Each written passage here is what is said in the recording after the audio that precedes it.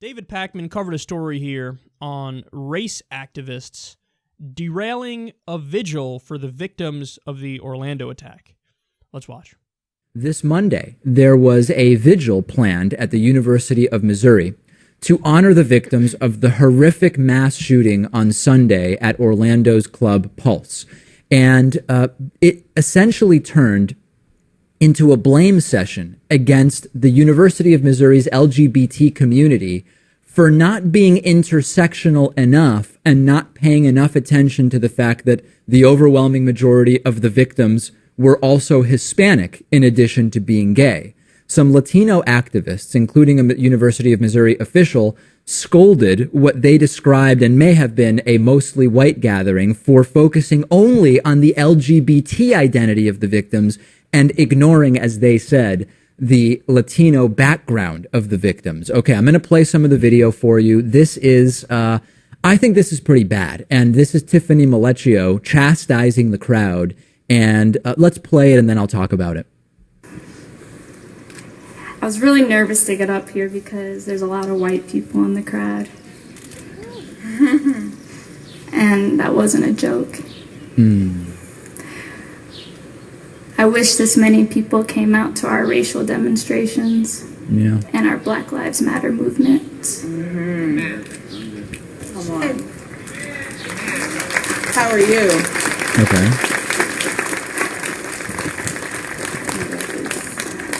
Well, I don't want to stand up here and be angry because this isn't for me and this isn't for you. It's for the people that we lost and the people we may lose tomorrow and the people we lost yesterday.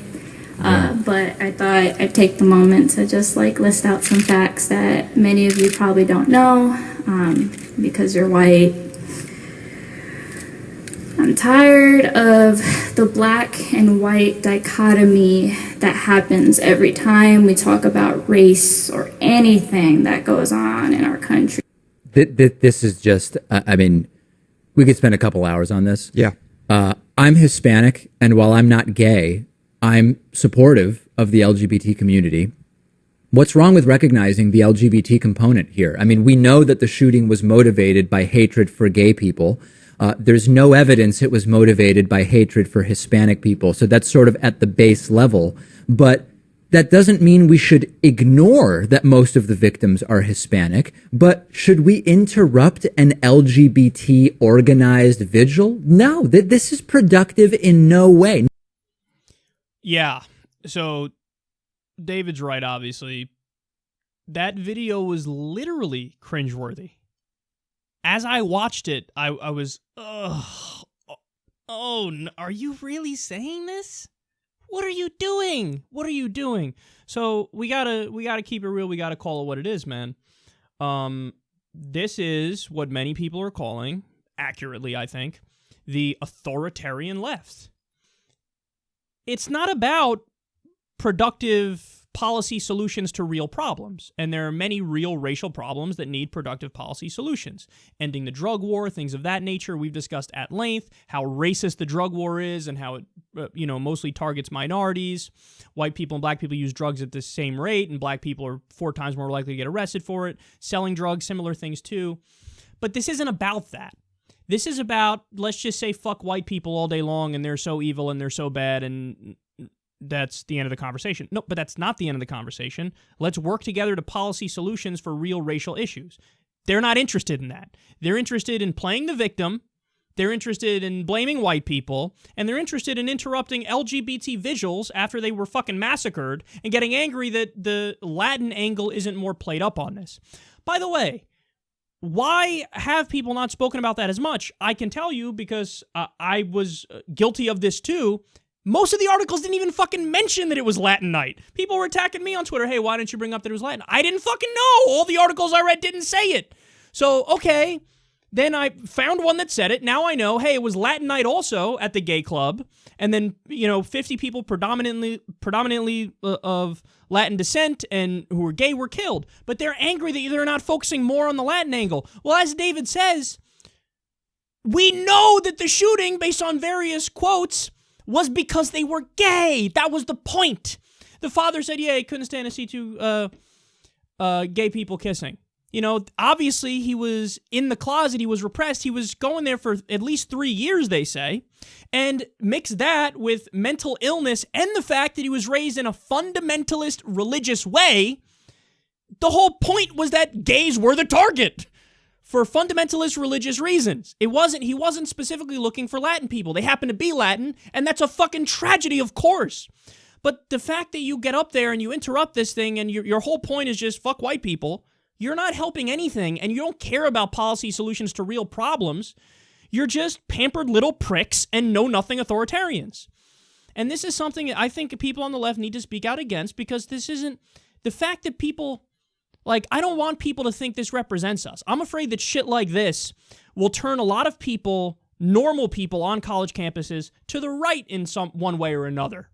Where they go, you know what, these people obviously are not interested in solutions, they're just interested in playing the victim and blaming white people, so, you know, I don't want to be associated with them, I don't want to be associated with the left, I think they're massively irrational, and then they go to the right. It's not an illogical response, and that's what's so fucking frustrating about it, is that I would argue the right overall is way more ludicrous, and way more dead wrong on different policy stuff, and they don't care about fucking policy either, but... When people see this, they go, you know, the last thing I want to do is be in a room with those people. And then also there's the hilarious irony of at the end of saying, you know, I'm nervous because there's white people here. And at the end of her thing where she blames white people and says, you guys probably don't know this stuff because you're white. What does she say? I'm tired of the black and white dichotomy that happens after, you know, and they go on and the video cuts off. No, you made the black and white dichotomy. You made it. You made it. They didn't make it. You made it. You brought race into this. They didn't say that. You said that. I'm tired of the black and white dichotomy. You were just fucking blaming white people for no reason whatsoever. There was no reason there. And you're like, oh, this black and white dichotomy is terrible. You made it. You built that.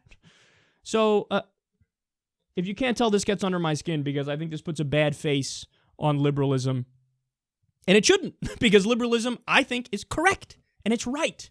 And when you look, for example, and David brings this up too, to his credit, he says at the beginning, look, man, you can agree totally with a group's goals and disagree with tactics. So, for example, Black Lives Matter, they have Campaign Zero. You go to Campaign Zero and read their policy solutions to all the different issues in the country. I agree with almost all of them. Like, almost every single one where, they talk about ending the drug war, community policing, demilitarizing the police departments. They're 100% right on the policy substance.